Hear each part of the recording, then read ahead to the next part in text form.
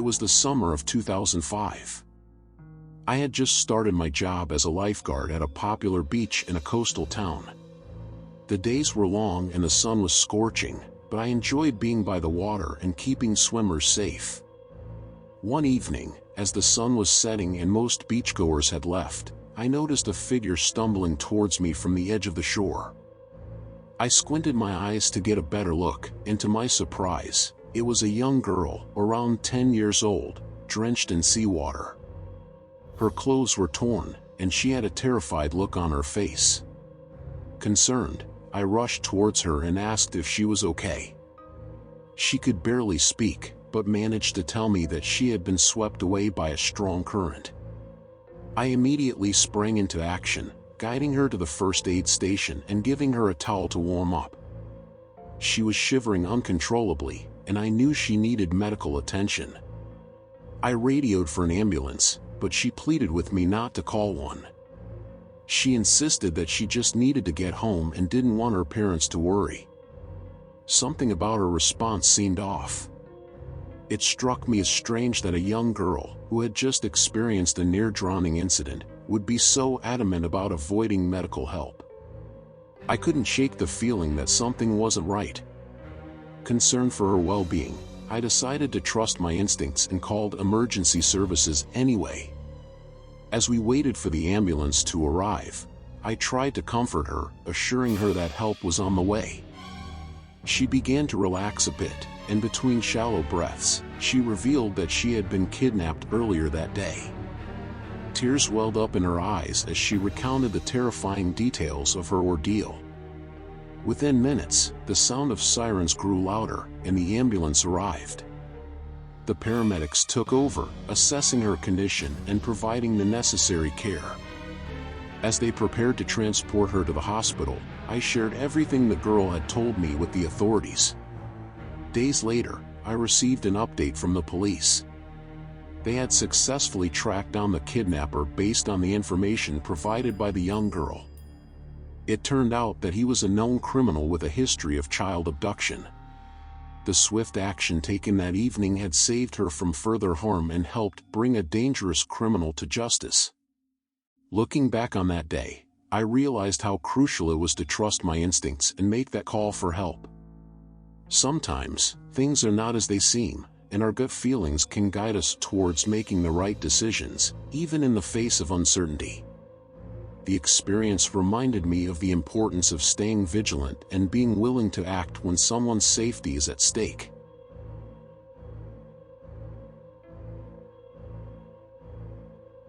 In the summer of 2010, I embarked on a solo backpacking trip through the dense forests of a remote national park. I had always been drawn to the beauty of nature, and this adventure promised to be a memorable one. Little did I know that it would turn into a heart-pounding encounter with danger.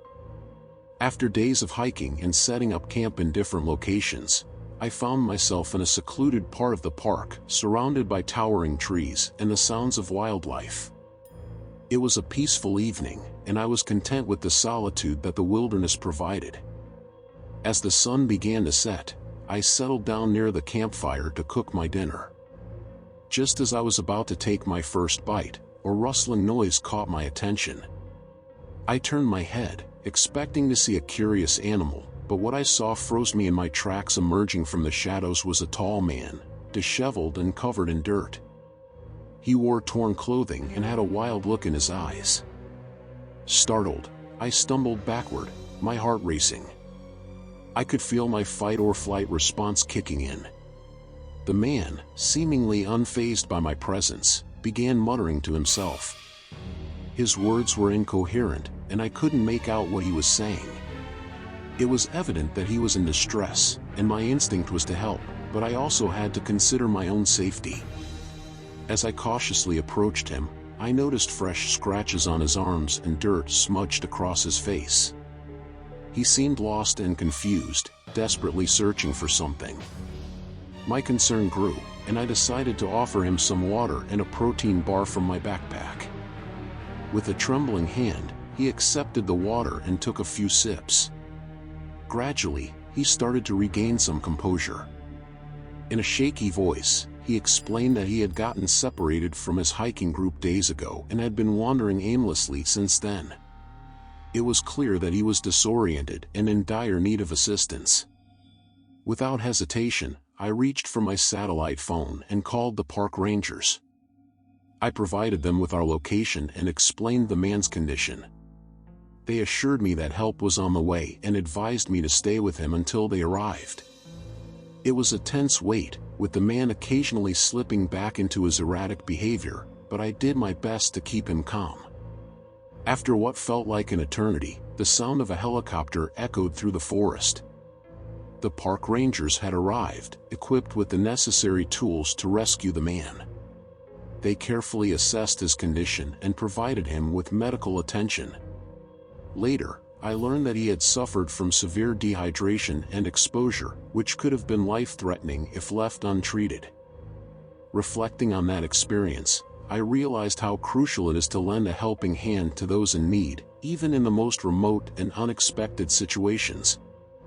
The wilderness can be both awe-inspiring and treacherous, and it is our responsibility to look out for one another. That day, I witnessed the power of human compassion and the impact it can have on a person's life.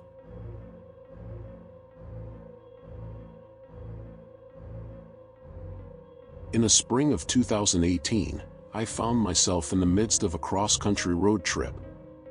It was an adventure I had longed for, with miles of open road stretching before me. As I drove through the vast landscapes of the American Southwest, I couldn't help but feel a sense of freedom and excitement. Late one evening, I was navigating a desolate stretch of highway, surrounded by endless desert on both sides. The isolation was both serene and eerie, with only the hum of my engine breaking the silence. Suddenly, a flicker of movement caught my attention in the rearview mirror. Curiosity got the better of me, and I slowed down to get a better look. A lone figure stood on the side of the road, thumb outstretched, signaling for a ride. It was a hitchhiker, a sight rarely seen in this remote part of the country. Against my better judgment, I decided to stop and offer him a ride. As he approached the car, I noticed his weathered appearance and worn-out clothing. There was a weariness in his eyes that hinted at a life of struggle and hardship. He carried a small backpack, which seemed to hold all his possessions. Without a second thought, I unlocked the doors and motioned for him to get in. As we drove, we engaged in light conversation, sharing stories and experiences. He spoke of the places he had visited and the people he had met along the way. He seemed well-traveled, with a deep appreciation for the freedom that the open road provided. I couldn't help but admire his spirit and resilience.